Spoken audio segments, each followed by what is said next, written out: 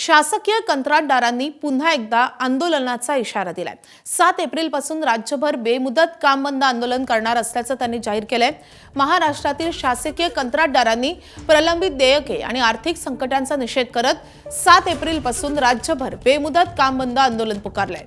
या आंदोलनामुळे राज्यातील विविध विभागातील नवी विकास कामं आणि सुरू असलेली कामं ठप्प होण्याची शक्यता आहे। सुमारे 96,000 कोटींची देयकं थकीत असल्यानं कंत्राटदार आता आक्रमक झालेत।